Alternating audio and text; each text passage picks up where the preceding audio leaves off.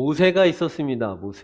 모세는 우리에게 참 익숙하고 잘 알려져 있는 성경 속의 인물임과 동시에 이 유대 백성들의 거의 신적인 존재와도 같은 참 굉장한 인물이죠. 하나님께서 참 거룩하게 잘 하나님께 쓰였던 그런 인물이 바로 이 모세가 아니었나 싶습니다. 모세가 산에 올라갔습니다. 하나님의 부르심이 있었죠. 시내 산이었습니다. 시내산에서 40일 동안 머무는 동안에 이 산 아래에 있었던 이스라엘 백성들은 아주 불안했습니다. 그 안에서 큰 동요가 일어났어요. 어쩌면 그들은 모세가 산에서 죽은 건지도 모르겠다. 실종.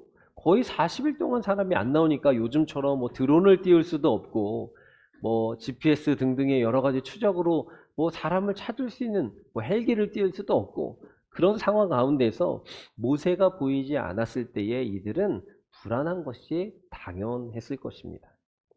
그래서 이 무리들은 아론에게 찾아갑니다. 그리고 아론에게 우리를 위해서 우리를 인도할 신을 만들어라 라고 요구하게 되는 것이죠.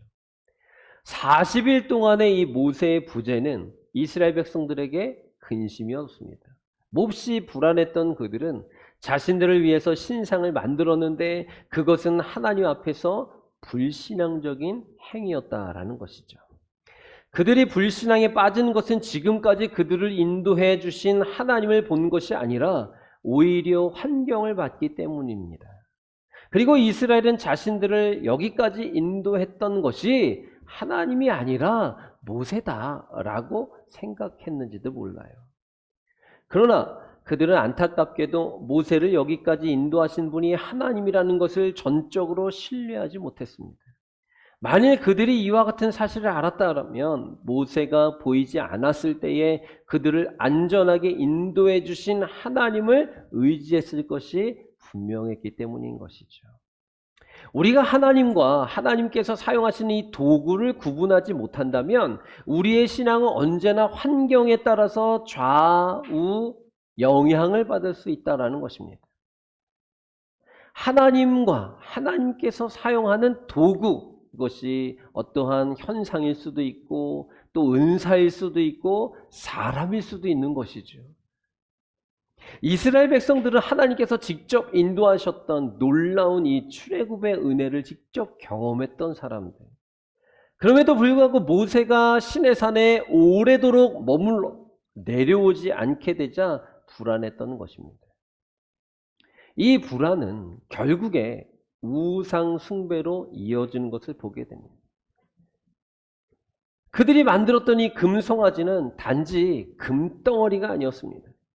하나님보다 더 의지하고 또 더 붙잡고 싶었던 눈에 보이는 어떤 일종의 안정감, 평화, 평안이었을 수 있다는 것이죠. 오늘 우리는 이 말씀을 통해서 우리 스스로에게 한번 물어봤으면 좋겠습니다. 나는 하나님보다 더 의지하고 있는 금송아지가 내 안에 있지는 않는지, 지금 그 금송아지를 만들고 있지는 않는지, 조각조각 깎지는 않는지에 대해서 말입니다. 금송아지가 언제 왜 만들어졌습니까? 오늘 우리가 우리가 오늘 7절부터 봤지만 읽지 않았던 그 앞에 1절부터의 내용의 말씀을 보면 이렇게 기록되어져 있는 것을 보게 돼요. 1절 말씀 한번 띄워줘 보실래요? 1절. 1절 말씀 읽어보겠습니다. 백성이 모세가 산에서 내려옴이 더딤을 보고 모여 백성이 아론에게 이르러 말하되 일어나라 우리를 위하여 우리를 인도할 신을 만들라. 이 모세 곧 우리를 애굽 땅에서 인도하여 낸 사람은 어찌 되었는지 알지 못함이니라. 이게 오늘 1절 말씀입니다. 다시 말씀드리면 백성이 모세가 산에서 내려옴이 더딤을 받다라는 것입니다. 그러니까 오래도록 내려오지 않았다라는 것이죠. 기다리지 못했던 것입니다. 백성들은요, 모세가 더디 내려왔을 때 우리를 인도할 신을 만들어냈으면 좋겠다. 모세가 눈에 안 보인다라는 거예요, 지금. 그러니까 모세를 세우신 하나님을 대체할 눈에 보이는 뭔가 안정적인 것이 필요했다라는 것이죠. 그들은 하나님을 기다리지 못했던 것입니다. 눈에 보이는 것을 원했습니다. 아론은 그들의 요구에 굴복할 수밖에 없었던 것, 그런 상황이었던 것이죠. 제가 이 말씀을 준비하고 묵상하면서 아론이 한번 되어보고자 했어요. 아론이 도대체 어떤 상황이었을까? 그래서 일부 때도 똑같이 말씀드렸지만 그런 것이죠. 우리 플러스 교회 성도들이 어느 날 막 이렇게 저에게 찾아와서 이런 요청 저런 요청들을 막 이제 하는 거예요. 그럼 제가 제 입장에서 야, 이거를 들어줘야 돼 말아야 돼 같이 뭘 해야 돼 말아야 돼 뭘 해야 될까 이런 이 나름대로의 고민을 하게 되겠죠. 아론이 막 그런 상황이 아니었을까라는 생각을 해보게 됐습니다. 아론은 그들의 이 백성들의 요구에 굴복합니다. 그래서 금송아지를 만들어요. 그리고 선언합니다. 너희를 애굽에서 인도한 신이라고 말입니다. 4절 말씀의 기록이 이렇습니다. 4절 띄워주시면 같이 읽습니다. 주께서 택하시고 4절 시작. 아론이 그들의 손에서 금고리를 받아 부어서 조각칼로 새겨 송아지 형상을 만드니 그들이 말하되 이스라엘아 너는 너희를 애굽 땅에서 인도하여 낸 너희의 신이로다 하는지라.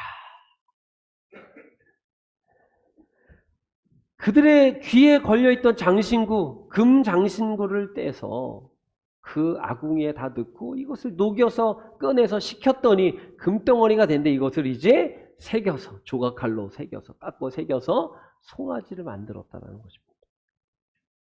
우리는 하나님의 침묵 앞에 어떤 행동을 합니까? 하나님의 침묵 앞에 무엇을 의지하고 붙잡고들이 계신가요? 불안할 때 우리는 하나님을 찾는가 아니면 다른 무언가의 대체물을 찾는가? 이 질문을 우리 스스로에게 한번 할 수 있어야 되겠죠. 더 충격적인 것은 5절입니다. 5절 말씀 띄워주세요. 5절 읽어보겠습니다. 5절 시작. 아론이 보고 그 앞에 제단을 쌓고 이에 아론이 공포하여 이르되 내일은 여호와의 절. 굉장히 충격적인 상황입니다. 지금 아론이 금송아지를 만들어 놓고 이 금송아지를 향하여서 백성들을 향하여서 자 여러분 이게 이제 우리의 신입니다 라고 이야기한 것도 모자라서 이제 내일이 우리 하나님의 절기이니까 내일이 우리 하나님의 날이니까 이제 이 제단 앞에서 이 금상 앞에서 우리 예배합시다 이렇게 했다라는 거예요. 제가 아까도 그랬죠. 아론이 한번 되어보고자 했다. 우리 교회 플러스 교회니까 여기다가 십자가를 우리가 걸어놨는데 플러스 교회니까 여기 옆에다가 더하기도 해놓고 빼기도 해놓고 곱하기도 해놓고 나누기도 해놓고 그것을 또 그냥 붙여놓기 그러니까 여기다 이렇게 쭉 세워놓고 여러분 좀 더 분명하지 않습니까? 그런데 거기다가 더하기를 제일 크게 해놓은 거예요. 이렇게 더하기를 제일 크게 써놔서 플러스 교회니까 야 이걸 이제 우리가 상징으로 해서 이제 항상 이걸 세워놓고 우리가 하나님을 기억하고 떠올려서 예배드리겠습니다. 그리고 이제 여기다가 재물도 갖다 놓으시고 하십시오. 그냥 예를 한번 들어본 거예요. 아론이 그랬다라는 거죠. 아론이 송아지를 여기다가 해놓고 이제 이게 우리 신이고요. 또 우리 여호와라는 분이 계시니까 이 신은 여기다가 이렇게 모셔놓고 하나님의 날이니까 주일이니까 예배는 또 예배들을 드려야 될 거 아니겠습니까? 라고 선언을 했다라는 것입니다. 아론이 어떤 인물이에요, 여러분? 모세를 대신해서 하나님의 말씀을 전했던 사람이 아론이에요. 그러니까 이 성서의 출애굽기에 등장한 모세가 했던 이야기는 사실상 다 아론이 한 얘기입니다. 왜냐하면 모세는요 입술이 붙어갖고선 실제로 붙었다는 게 아니에요. 오래도록 광야 40년을 살면서 대화하는 것을 잊어버렸어요. 대화를 잊고 살았어요. 사람들과 소통하는 것이 이제 불가능해진 거의 소통이 어색해진 것이죠. 그러니까 바로에게 가라라고 했을 때 저는 못 갑니다. 왜 절 보내십니까? 이미 40년 전에 떠나온 인생이에요. 40년 동안 다른 삶을 살아서 이제 애굽의 그 지형과 그 왕궁의 법도와 그리고 자기와 함께 자랐던 그 파라오가 지금 이제 어떠한 정책을 펼쳐, 이거 뭐 관심이 없는, 애굽의 그 법도를 이미 잊고 사는 지 오래되니 80 할아버지에게 하나님께서 찾아오셔서 바로에게 가라고 말씀하셨으니 얼마나 두렵겠어요. 그러니까 이야기하는 것이죠. 저는 못 갑니다. 왜 저를 보내십니까? 보낼 만한 사람을 보내십시오. 저는 입이 둔탁합니다. 좀 말 못해요. 말을 하는 재주가 없습니다. 그때 하나님께서 붙여주셨던 사람이 아론이죠. 그러니까 이 아론은요, 거의 모세와 같은 사람인 거예요. 그러니까 이 아론에게 찾아가서 백성들이 매달렸을 때에 이 아론이 뭔가를 해야 될 것 같으니까, 그동안에는 모세가 지시한 대로 그냥 얘기만 하면 되는데 지금은 본인이 결정해야 되는 상태가 된 거예요. 우리의 신앙생활도 이와 같은 거 아니겠습니까? 뭔가를 의지했던 것이 흔들리거나 뭔가 내가 이게 맞다라고 여겼던 것이 근원이 흐려질 때에 우리는 이런 아론과 같은 잘못된 판단을 할 수 있는 것입니다. 하나님의 침묵 앞에서 우리는 어떤 행동을 하는가? 하나님의 침묵 앞에서 무엇을 의지하고 붙잡는가? 이건 굉장히 중요한 것입니다. 하나님이 침묵한다고 해서 하나님이 안 계시는 것이 아님에도 불구하고 우리는 하나님의 역사를 조금 체험하지 못한다고 여겨질 때에 하나님의 존재하심에 대해서도 의심할 때가 있더라라는 것이죠. 아론은 지금 이 악한 이스라엘 백성들로 하여금 우상을 매개로 해서 하나님께 제사를 드리도록 했다라는 것입니다. 더 안타까운 것은 하나님의 형상으로 만들어 놓는 순간 그것은 더 이상 하나님이 아니라는 것이죠. 무슨 이야기인지 아세요, 여러분? 하나님에 대해서 내가 무언가 제안하는 순간 그것은 하나님이 아니라 우상이라는 거예요. 이것은 오늘날 이 시대를 살아가고 있는 저와 여러분들 굉장히 중요한 부분입니다. 신앙생활을 하고 있을 때 우리가 개개인적으로 신앙생활을 하는 경우들이 너무나 많아요.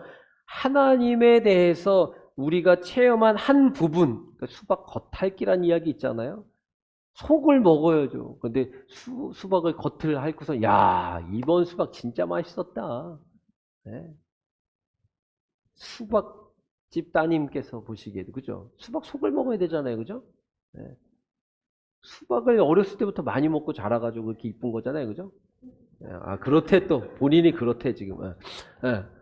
수박은 그 속을 먹어야 되는 것입니다. 알맹이가 있어요. 그 맛이 있다고요. 독특함이 있습니다. 그런데 겉을, 이것을 다 평가할 수 없는 것과 마찬가지로 하나님은요, 우리가 알면 알수록 더 새로우신 분인 거예요. 알아가면 알았을록 깊어지는 분이라는 것이죠. 그런데 하나님에 대해서 요만큼 알았다고 그 하나님의 전부인 양 착각하면서 살아가는 위험한 것입니다. 일부 때도 똑같이 말씀을 드리고 예를 들었지만 40일 동안 이제 금식하면서 철야를 했어요. 예를 드는 거예요, 여러분. 그래서 하나님 만났어요. 음성도 들었어요. 그리고 그때 당시에 뭔가 일이 잘 풀렸어. 그래서 그 다음번에도 또 그렇게 했더니 또 하나님 만나주셨어요. 그 다음번에도 또 그렇게 했는데 또 하나님 만나주셨어요. 그래서 이제 이 40일 금식 철야가 나의 인생의 어떤 신앙생활에 굉장히 중요한 부분으로 자리하게 됐어요. 이런 경우 있어요. 여기까지 이상하지 않잖아요. 그런데 가만히 생각해 보니까 그 전에도 몇 번 하고 중간중간에도 몇 번 했는데 유독 조금 더 하나님께서 나를 더 특별하게 감싸주셨던 은혜를 체험했던 경험을 막 생각했더니 40일 동안 내가 무릎을 꿇는 데서 풀지 않았더니 더 은혜가 컸던 체험이 있는 거예요. 지금 예를 드는 거예요, 여러분. 그래서 사람들에게 이제 권면하기 시작합니다. 무릎을 꿇고 40일 동안 금식하면서 철야를 하면 하나님 만나주셔. 그래서 막 이제 이 무릎 꿇고 철야기도 금식하는 것의 전파자가 됐어요, 이제. 그래서 막 했어. 그래서 이거를 내가 기억하기 위해서 이제 금장식으로 무릎 꿇고 있는 거를 형상을 해서 여기다 이제 세워놓고 이걸 보면서 기념하고 기억하고 철야하고 기도해야지. 이렇게 한 거예요. 근데 그렇게 해서 응답이 올 수도 있지만 응답이 안 올 수도 있는데 말씀을 드리고자 하는 것은 뭐냐 하면 그렇게 하나님께서 나에게 말씀하시고 응답하시는 것으로부터 내가 돌아가서 뭔가 다른 것에 이제 더 의미를 부여하기 시작하는 순간 이것이 변질되는 거예요. 그것을 성서는 지금 타락이라고 이야기하고 있다는 것이죠. 타락하는 것입니다. 변질되는 순간 타락하는 것이고, 타락하는 순간 하나님으로부터 떠나는 것이고, 멀어지는 순간 하나님의 뜻과 거리가 먼 삶을 살게 되는 것입니다. 이것은 우리가 교회 안에 있고 없고의 문제가 아닌 것입니다. 그러니까 오늘도 우리가 신앙생활이라는 것을 하잖아요. 하나님을 어떻게 하면 잘 만날 수 있고, 하나님 앞에 어떻게 기도하면 기도가 더 좀 잘 되고, 이런 것들이 존재하기는 해요. 그러나 그것을 맹신하는 순간 그것이 자칫 우상이 될 수 있다는 거죠. 금식기도 뭐 할 수 있으면 하셔야죠. 권장합니다. 철야 할 수 있으면 하세요. 권장합니다.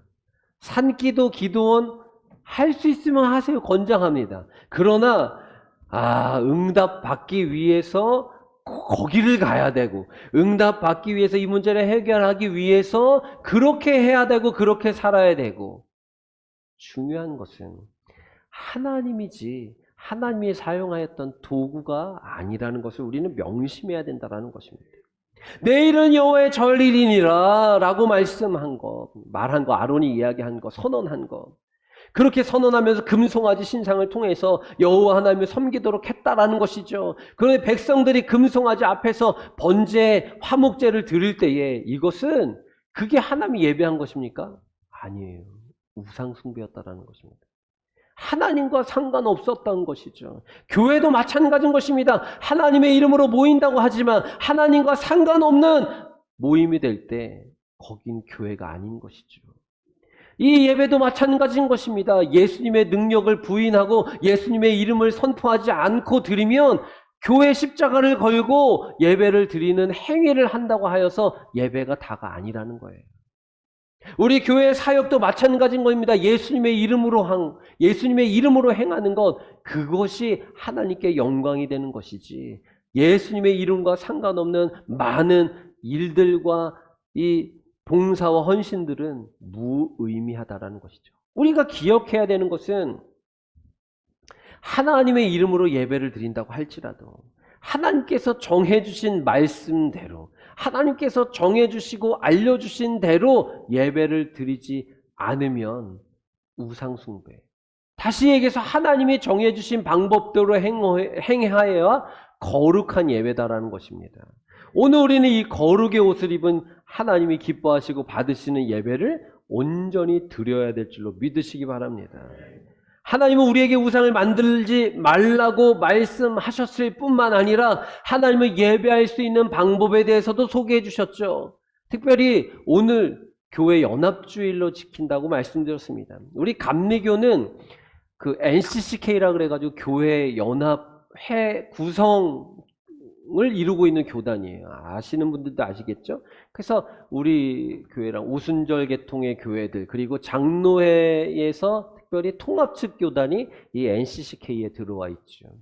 뭔가 이렇게 이제 조합 같은 거라고 보시면 되겠어요. 그런데 우리가 이 부분에 대해서 사실상 논란거리가 있는 것은 맞습니다. 종교 다원화의 한맥 아니냐라는 이런 이제 어떤 그런 이야기들이 있어요. 그래서 이제 감리교에 이렇게 이제 정책을 펼치시는 분들이 우리가 NCCK에 언제까지 있어야 되냐, 나와야 되지 않겠느냐, 이런 이야기들을 계속 지금 하고 있습니다. 근데 여러 가지로 뭐 이렇게 좀 이렇게 이해해야 되는 부분들이 있어요. 그래서 이제 이것이 여러분들이 그냥 유튜브나 이런 데에서 접하는 수준의 그런 차원의 것들이 아닙니다. 이렇게 이해하시면 되겠어요. 우리 교회가 예를 들어서 NCCK에서 정한 정책이 감리 교단에서 받아들여서 앞으로는 모든 감리 교회에 이제 약간의 주술적인 것을 하겠습니다. 타 종교나 교단에서 하는 것을 하겠습니다. 이러면 우리는 빨리 나와야 되는 게 맞습니다. 그 우상숭배니까요. 그러나 우리 예배 시간에 귀신을 초청한다거나 그 앞에 절을 하는 행위를 우리 예배 시간에 갖추고 있지 않기 때문에 그 부분에 대해서 좀 오해하시지 말아야 된다라는 얘기를 드리는 거예요. 뭐 크게 나가지는 않겠습니다. 그래서 특별히 종교 다원화를 주장하는 자들의 그들의 오류가 있는 거예요. 타 종교도 인정해라. 결국 같은 거 아니겠느냐. 모양과 용어가 다를 뿐 아니겠느냐. 이것이 마치 그럴싸해 보입니다. 그러나 그들의 예배 행위를 마치 하나님께 드리는 예배 행위와 같이 생각하면 그것은 큰 오산이라는 거예요. 그 어떤 것도 하나님을 대신 경배받을 수 없는 것입니다. 그건 우상숭배예요. 금송아지는 기다림의 실패에서 시작된 것입니다. 내 삶에서 하나님보다 더 빨리 응답해 줄 것 같은 이 금송아지가 존재하고 있지는 않는지 우리는 생각해 봐야 됩니다. 돈, 사람, 명예, 성공, 인정, 감정 등등에 우리가 무엇을 의지하며 살아가느냐라는 것이죠. 하나님보다 더 사랑하는 것들. 오늘 말씀 7절은 이렇게 기록하고 있습니다. 7절 말씀 띄워주세요. 같이 읽습니다. 여호와께서 모세에게 이르시되 너는 내려가라. 네가 애굽 땅에서 인도하여 낸 네 백성이 부패하였도다. 새번역 성경에 보니까 이 부분을 타락했다 이렇게 얘기합니다. 타락했다. 아까도 타락에 대해서 말씀 나눴죠. 그들 하나님으로부터 떠났다라는 것이죠. 자신들이 만든 신을 예배한 것입니다. 야, 눈에 안 보이는 것보다 보이는 게 훨씬 낫다. 진짜 이랬었어야 되는 거 아니야? 이 부분이 성경에 나와서 우리가 이 부분에 대한 지식적으로 좀 알고 있으니까 야, 이거 참 미련한 거 아니야? 왜 이렇게 우상 숭배하는 거야? 라고 우리가 할 수 있을지는 모르겠어요. 그러나 우리는 생각보다 쉽게 세상과 타협하고 있어요. 생각보다 쉽게 나 자신을 합리화시켜서 포장을 잘해서 이쁘게 해서 우상 숭배를 하고들 있습니다. 생각보다 많은 크리스찬들이 여기에 넘어지고들 있어요. 목회자들도 마찬가지인 것입니다. 내가 하나님보다 더 사랑하는 것이 있으면 그게 나의 금송아지라는 겁니다. 하나님보다 더 자주 생각하는 거, 하나님보다 더 의지하는 거, 하나님보다 더 기쁘게 여기는 거. 특별히 오늘은 이 시대는 이제 더 이상 이 어린 자녀들만의 문제가 아니에요. 이제 기성세대들도 마찬가지입니다. 이게 휴대전화죠. 휴대전화 놓으면 불안해. 야, 내가 어디다 놨지? 냉장고 안에 넣었나? 화장실 갔다가 놓고 왔나? 어디다 빠뜨렸나? 식당 가서 놓고 왔나? 불안하잖아요. 그죠? 그 어떤 사람들 이런 분들이 있어요. 휴대전화의 배터리의 잔량 표시가 점점 이제 적어지면 불안해. 야, 충전기 어디 있어? 충전기 찾아 산만리 막 다녀요. 제가 아는 어떤 목사님은 큰일 났다. 휴대폰 빨리 충전해야 돼. 청주에 있던 어떤 목사님, 그런 목사님이 있었어요. 목사님 몇 프로인데요? 제가 빌려드릴까요? 나 지금 80%야. 80%면 하루 종일 써요. 근데 불안하대. 그 목사님 진짜로 불안하대요. 그래가지고 가는 데마다 찾아서 카페 가면 충전 좀 하겠습니다. 식당 가면 충전 좀 하겠습니다. 불안하대요. 아이버 쓰시는 분들은 1%대 오래 간다면서요. 갤럭시는 50% 밑에 내려가면은 또 그렇게 빨리 딴다며. 어쨌든 휴대전화 우리 손에 떨어뜨려 놓으면 불안해지는 거. 잘 때도 머리맡에 둬야 되죠. 그래서 좀 떨어뜨리고 자요. 알람 소리를 잘 들어야 된다나. 가까이 놓고 잡으셔서 아시죠? 울리면 바로 끄고 바로 자요. 좀 떨어뜨려 놔야지. 거기까지 가는 동안 조금 움직이잖아요. 다 가까이 놓고 주무셔서 새벽에 알람 끄고 자서 새벽기도 못 나오시는 거잖아요. 그죠? 내일부터 멀찌감치 놓으셔서 새벽 애들 다 나오시기를 축복합니다. 네, 주여 아주 그냥. 네. 이 휴대전화가 어느 순간 이 우상이 우상. 유튜브를 보기 시작하면은 나도 언젠가 놀랬어요. 얘가 이렇게 꼭 시작은 우리 교회로 시작해.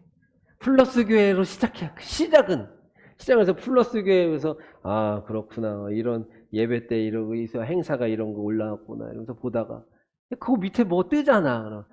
딴 교회 거 보다가 딴 교회는 이렇게 예배 드리는구나.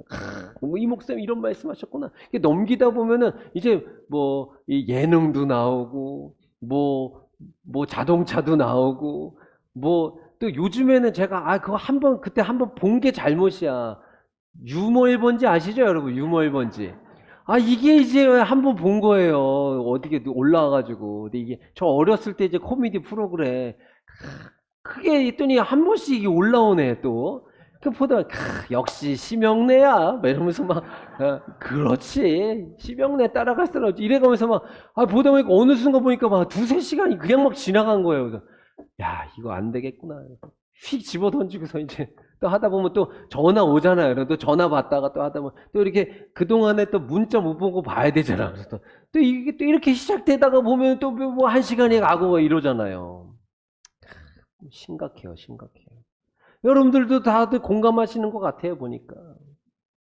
하나님을 묵상해야 될 그 시간에 우리가 이 전화기를 붙잡고 있는 거예요. 하나님을 묵상하고 하나님을 사모하고 하나님 앞에 매달리고 기도해야 될 그 시간에 지금이 세상 즐거움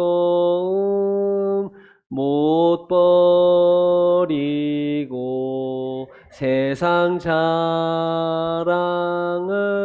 더했네, 이렇게 되는 거죠 지금. 이렇게 자꾸 심각해요, 지금 심각해요, 그죠? 그래서 이게 없으면은 하나님을 더 찾기는 해. 근데 못 없애요, 진짜. 이제는 못 없애게 됐어요. 잘 활용해야 돼. 이게 절제, 성령의 열매, 절제. 성령 충만해야 절제가 되니까 성령을 구해서 이거 절제해야 돼요, 절제해야 돼요. 여기에 끌려가지 말고 이거를 그냥 절제하면서 살아야 되는 거죠. 이 은혜가 주어지기를 축복합니다. 우상은 다른 게 우상이 아니에요. 하나님과 단절시키게 하는 영적인 독과 같이 작용하는 것, 이게 우상인 것입니다.